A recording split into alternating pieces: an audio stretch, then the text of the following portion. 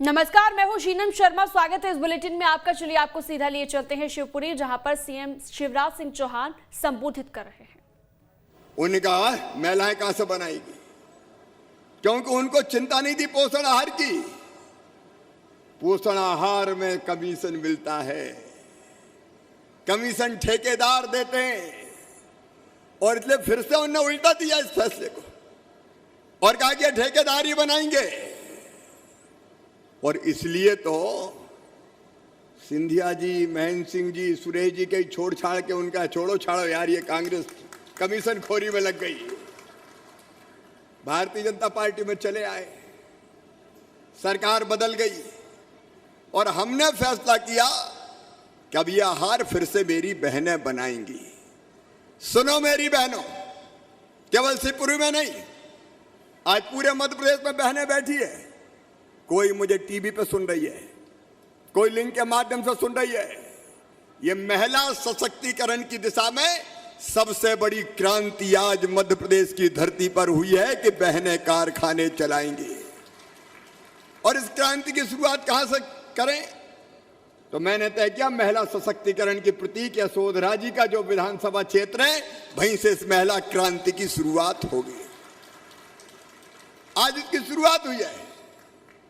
अब ये कारखाने बहनें चलाएंगी और इसमें जो मुनाफा होगा, सुनना मेरी बहनों, ये जो मुनाफा होगा वो कारखाने वाले जो समूह की जो बहनें हैं उन बहनों के खाते में जाएगा। तुम्हारी आमदनी बढ़ेगी, 4 पैसा तुम्हारे घर में ज्यादा आएगा। अब आज पूरे प्रदेश को मेरे साथ बता दो, अच्छे से कारखाना चलाओगी? बोल के बताएंगी सब बहनें, हाथ उठा के नहीं, अच्छे से चलाओगी? और जोर से पूरे प्रदेश में सुनाई दे जाए, अच्छे से कारखाना चलाओगी? ये हिंदुस्तान सुन ले।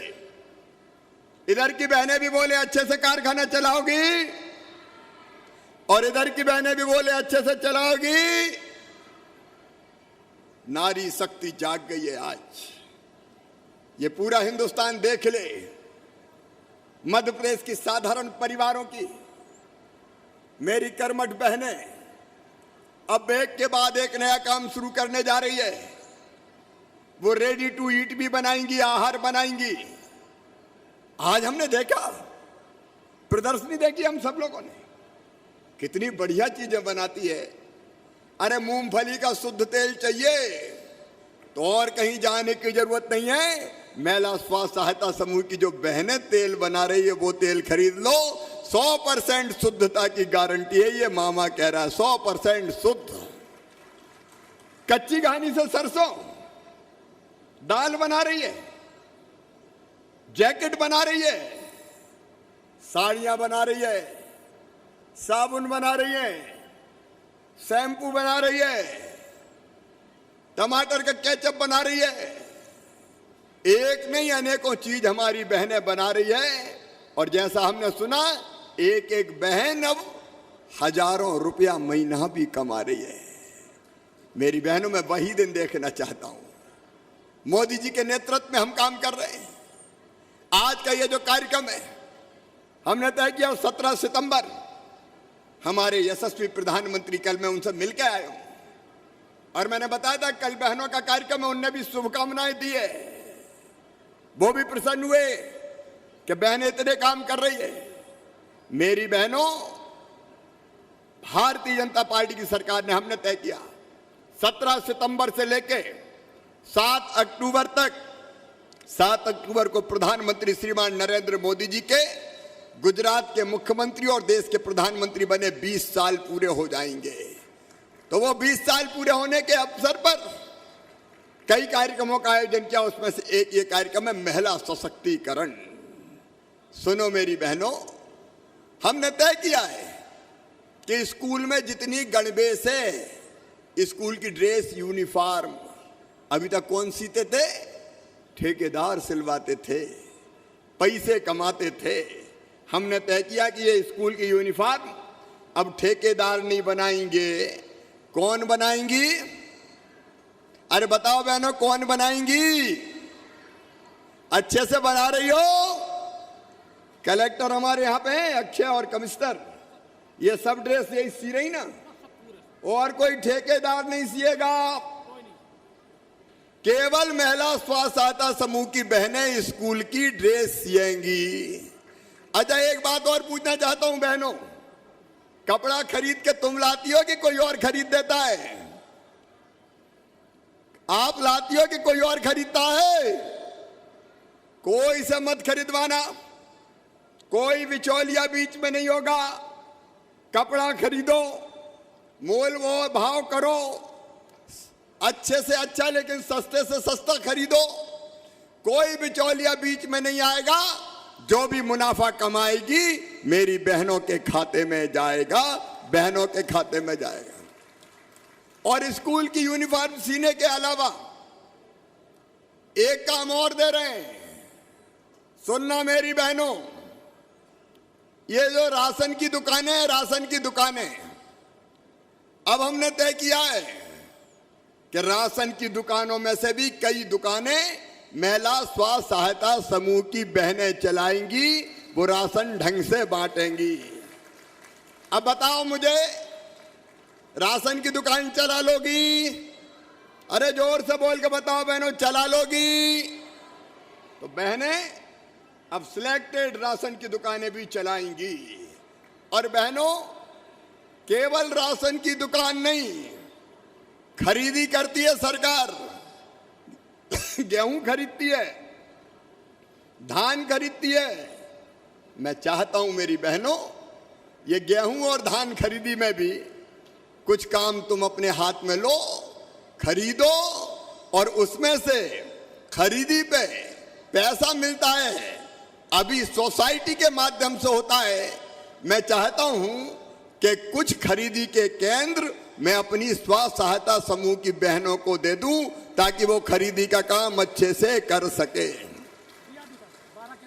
12 केंद्र दिए थे, अभी कलेक्टर बता रहे हैं, और 4 लाख मीट्रिक टन बहनों ने खरीदा था। बोलो, खरीदी का काम भी करोगे? अरे जोर से बताओ, करोगी खरीदी का काम? अब बहनें खरीदी का काम भी करेंगी, खरीदेंगे भी और राशन बांटेंगी भी हमारी बहनें। और मेरी बहनों, एक काम और सोचा है कि बिजली के जो गांव के बिल है वो भी वसूलो, और जितना वसूलोगे 10% तुम अपने खाते में डालोगी, ताकि बहनों की आमदनी बढ़ सके। बोलो, ये भी करोगी? एक नहीं, कई काम बहनों के लिए सोच रहे हैं। और ये किस लिए? इसलिए कि नारी अबला ना रहे, बहनें आगे बढ़े, अपने पांव पे खड़ी हो। अपने पांव पे कब खड़ी होगी? जब 4 पैसे बहनों के खाते में होंगे।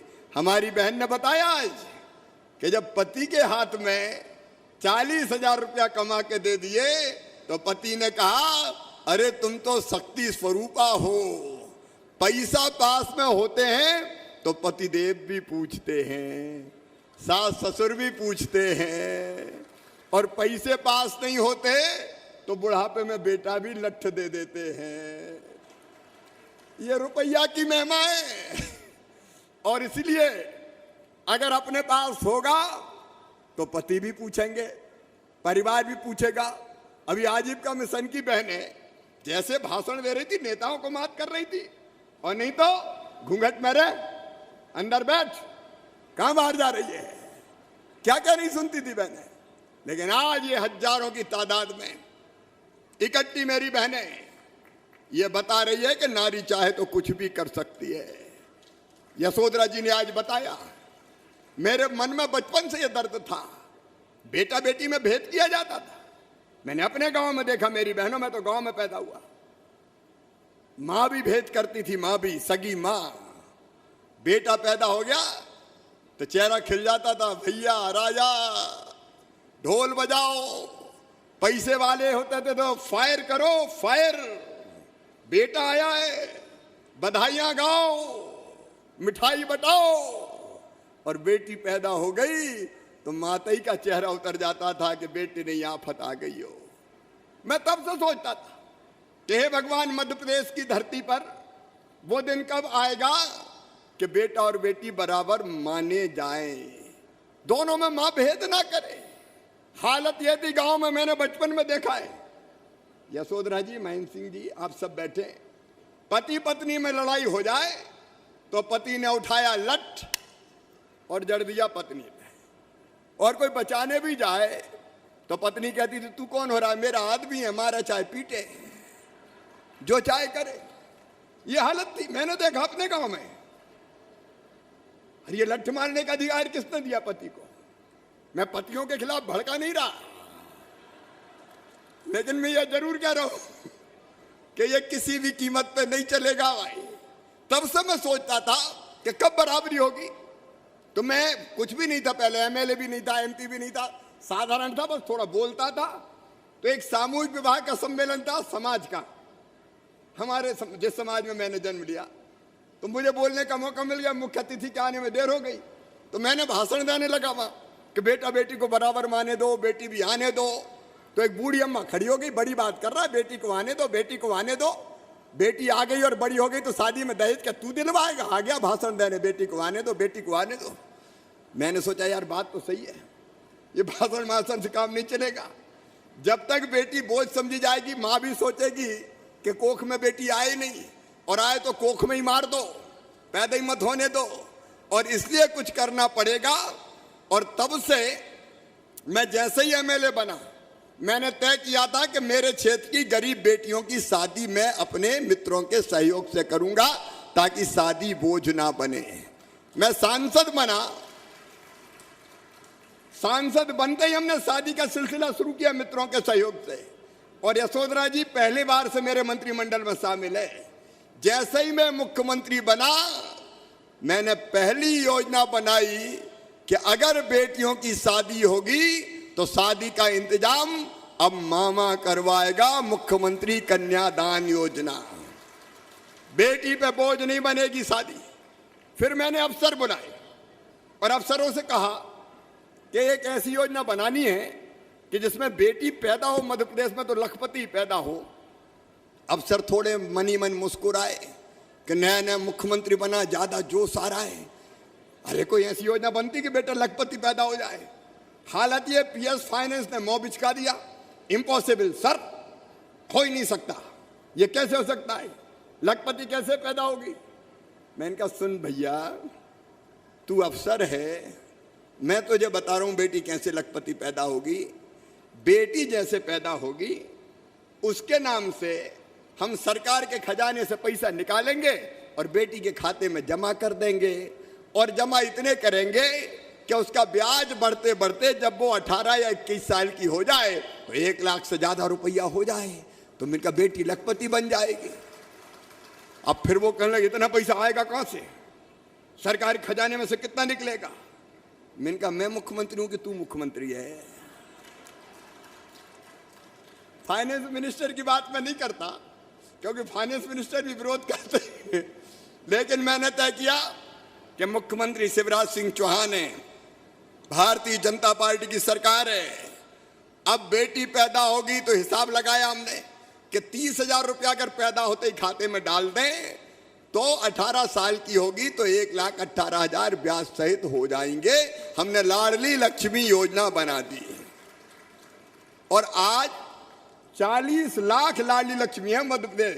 कोई गांव ऐसा नहीं है जब मेरी लाडली लक्ष्मियां नहीं खेल रही हो, गांव गांव में लाडली लक्ष्मी।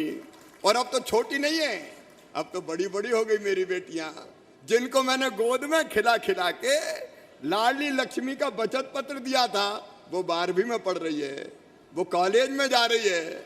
और जब वो मामा मामा कह के कहती है कि मामा मैं तुम्हारी लाडली लक्ष्मी हूं, तो मेरी जिंदगी सफल हो जाती है, मेरा जीवन धन्य हो जाता है। और अब तय किया है कि ये लाडली लक्ष्मी अब कॉलेज में जाएगी तो 25,000 और अलग से दूंगा इनको। 40 लाख लाडली लक्ष्मी बेटियां अलग से पैसा पाएगी। और सुनो मेरी बहनों, लाडली लक्ष्मी का admission medical college, engineering college और किसी उच्च शिक्षण संस्थान में हुआ तो उसकी फीस भी मम्मी पापा नहीं, ये मामा ही भरवाएगा, भारतीय जनता पार्टी की सरकार भरवाएगी। महिला सशक्तिकरण का नया दौर, अरे मुख्यमंत्री आते रहते हैं, जाते रहते हैं, लेकिन जो लोगों की जिंदगी बदल जाए वही तो मुख्यमंत्री, नहीं तो काहे का मुख्यमंत्री, काहे का मुख्यमंत्री। और उसके बाद एक के बाद एक योजना बनाई। हमने तय किया कि बेटी पैदा होगी तो लाड़ी लक्ष्मी, लेकिन बाद में ध्यान में आया हमारा शिवपुरी जिला, मेरी शहरिया बहनें भी आ जाइए, उनके खाते में भी हजार हजार रुपए हमने फिर से डाले। मेरी शहरिया बहनों से भी कह रहा हूं, ये बेईमान कांग्रेस की सरकार आ गई थी तो तुम्हारे 1000 रुपया भी छीन लिए थे मेरी बहनों, वो भी बंद कर दिए। और इसलिए तो फिर से लानी पड़ी अपनी सरकार, और आज वो हजार हजार रुपए फिर डाले। कुपोषण भयानक था कई जगह, हम का 1000 रुपया जाएंगे हर महीने बहनों के खाते में, खाएंगी, अच्छा पोषण आहार लेंगी तो खुद भी स्वस्थ रहेंगी, बेटा बेटी भी बीमार पैदा नहीं होंगे। लेकिन अब सब बहनों के लिए कर दिया है। मेरी गरीब बहनों, 2 बेटा बेटियों तक अगर बेटा बेटी जन्म लेगा तो जन्म लेने के पहले 4000 और जन्म लेने के बाद 12000 लड़ुआ खाने के खाते में डाले जाएंगे। महेंद्र सिंह जी, जब आप उधर थे तो पता नहीं कमलनाथ दादा को समझा ही नहीं आपने, उनने वो भी बंद कर दिए। जन्म के पहले के पैसा बंद कर दिए, जन्म के बाद के कर दिए, और इसलिए बिल्कुल सही जगह आए आप लोग। अपन ने फिर चालू कर दिया, फिर से वो पैसे चालू हो गए। जन्म के पहले 4000, जन्म के बाद 12000, 16000। और सुनो मेरी बहनों, पढ़ाना अपने बेटा बेटियों को। गरीब बहनों के भाइयों के बेटा बेटी भी पढ़ के बड़ी जगह पहुंच सकते हैं, चिंता मत करना। और जितने गरीब भाई बहने, संबल योजना जो कांग्रेस की सरकार ने बंद कर दी थी, इसलिए सिंधिया जी और पूरी टीम इस्तीफा दे के आ गई थी, संबल बंद कर दी थी उन्होंने, और वो संबल योजना मैंने फिर चालू कर दी है। और उसका एक काम आपको आज बता रहा हूं, केवल शिवपुरी में नहीं, पूरे मध्य प्रदेश में जो मेरी बहनें बैठी है, उन बहनों को बता रहा हूं, पढ़ाना, बच्चों को पढ़ाना। गरीब के बेटा बेटियों में भी बुद्धि और अकल होती है। और ये फिर सुन लेना, केवल अकेली लाडली लक्ष्मी नहीं, ऐसे हर गरीब बेटा बेटी, किसी जाति समाज के हों, वो सामान्य वर्ग के हों, वो पिछड़े वर्ग के हों, वो अनुसूचित जनजाति आदिवासी हों, वो एससी के हों, उन सबकी फीस भी, चाहे मेडिकल कॉलेज में प्राइवेट में पढ़े तो 8 लाख रुपया साल होती है। गरीब नहीं भर सकता, वो फीस भी आपको नहीं भरनी, वो भी मामा भरवाएगा, भारतीय जनता पार्टी की सरकार भरवाएगी। एक नया सवेरा आ रहा है, गरीबों के लिए सरकार, वहां प्रधानमंत्री नरेंद्र मोदी जी कर रहे हैं। एक नहीं कई योजनाएं, सस्ता अनाज, प्रधानमंत्री आवास योजना, उज्ज्वला रसोई गैस योजना, आयुष्मान भारत योजना। धन्य है जो भारत को नरेंद्र मोदी जैसा प्रधानमंत्री मिला है, जो गरीब जनता की भलाई के लिए काम कर रहे हैं, निरंतर काम कर रहे हैं। उनकी टीम में सिंधिया जी भी है और मिलकर देश को आगे बढ़ा रहे हैं। और यहाँ बहन यशोधरा जी बैठी है, महेंद्र जी बैठे, सुरेश जी और हमारे विधायक साथी बैठे, पूरी टीम है हमारी जो समर्पित मन से गरीबों के सेवा के काम में लगी हुई है। सस्ता राशन, 1 रुपया किलो गेहूं, चावल, नमक हमने देना शुरू किया। प्रधानमंत्री जी ने नवंबर तक फ्री में ही देना शुरू किया, और राशन सबको मिले, इसलिए अब अन्न उत्सव भी 7 तारीख को मनाते हैं। और मैं कह रहा हूं, कोई नाम छूट गया हो गरीबों के राशन की सूची से तो कलेक्टर कमिश्नर खड़े, जोड़ लेना भाई। गरीब के लिए मामा के खजाने में पैसा की कमी नहीं है, हर गरीब को राशन मिलना चाहिए, मिलना चाहिए कि नहीं। और इसलिए मैं कहता हूं, राम की चिड़ैया है, राम कोई खेत खाओरी चिड़ैया है, भर भर पेट, काहे की चिंता, भारतीय जनता पार्टी की सरकार है। क्योंकि बच्चों को भी राशन मिले भरपेट, कुपोषण दूर हो। और एक बात और सुन लेना मेरी बहनों, प्रधानमंत्री आवास योजना के मकान प्रधानमंत्री जी देते हैं 60%, 40% प्रदेश की सरकार देती है, हम देते हैं। अभी कितने बन रहे हैं शिवपुरी जिले में? 41,000 बन चुके हैं। अभी कितनों पे काम चल रहा है? 6,000 बचे हैं। अब एक बात और सुन लो, लंबी भाषण नहीं दूंगा क्योंकि मुझे जाना है। दो बात और सुनो। एक, आवास योजना में कई का नाम नहीं है क्योंकि 2011 का सर्वे था, उसमें कई के नाम छूट गए थे। अब हमने तय किया आवास प्लस में सर्वे करके जिनके नाम छूट गए हैं उनके नाम भी आवास योजना में जोड़े जाएंगे। तो ये आवास प्लस का सर्वे ढंग से हो जाए। मकान बहनों के लिए ज्यादा जरूरी है मेरी बहनों। एक मकान बड़ा ना हो छोटा हो लेकिन पक्का तो हो जिसमें अपने बच्चों के साथ रह सकें। एक बात का मुझे और पता चला, जगह जगह मैं गया तो कई जगह लोगों ने मुझे बताया कि एक मकान में सास ससुर भी रह रहे हैं, देवर जेठ भी रह रहे हैं, दिरानी जिठानी भी रह रही है और बच्चे इतने जन्म ले गए तो उनकी शादी हो गई, तो मकान में 20-20, 25-25 छोटे छोटे में रह रहे हैं। तो मुझे कहा कि मामा बताओ कैसे रहें, सास ससुर बेटा बहू कमरा एक ही।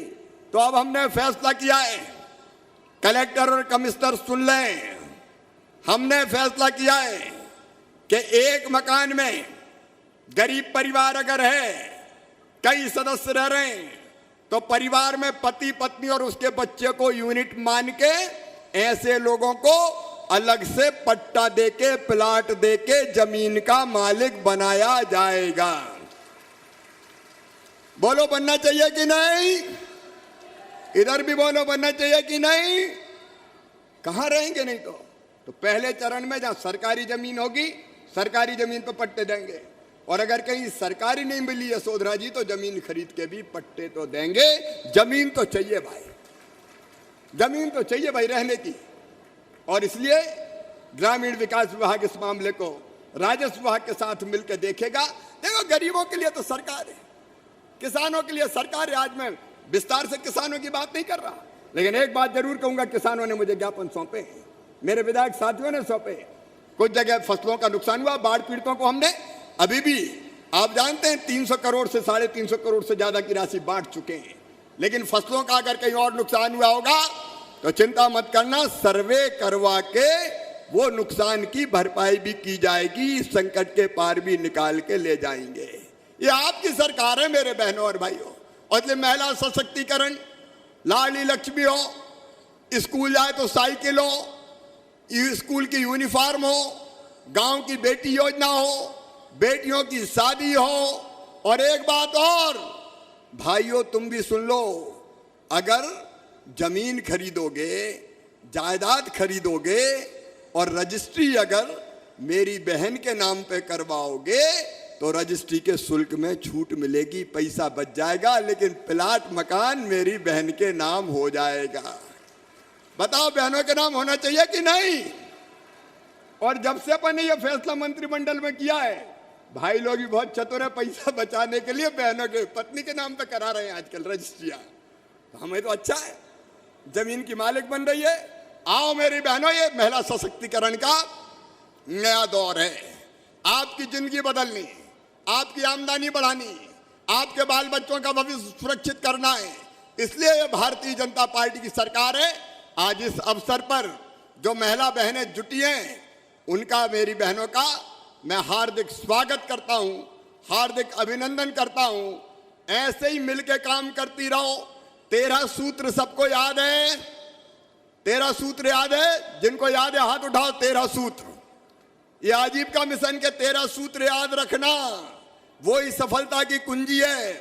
मिलके काम करना, जो पैसा लोगी उसको वापस करके फिर और ज्यादा पैसे लेना, और ब्याज का बड़ा हिस्सा तो मामा भरवा देगा, उसकी चिंता मत करना।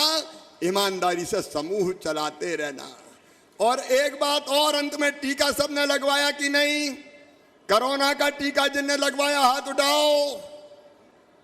ये जो कोरोना का मुकाबला कर पाए, कितनी परेशानी में पड़ गए थे आप सब लोग जानते हैं। शिवपुरी में भी कितने परेशान थी। तो मुख्यमंत्री शिवराज सिंह चौहान को आप लाइव सुन रहे थे। स्वयं सहायता समूहों को करोड़ों की सौगात दी गई। बाढ़ पीड़ितों को राहत राशि का भी वितरण किया गया। आजीविका मिशन कार्यक्रम में शिरकत करने पहुंचे थे शिवराज सिंह चौहान। इस दौरान ये सौगात दी गई। महिला सशक्तिकरण को लेकर भी यहां पर बात की गई।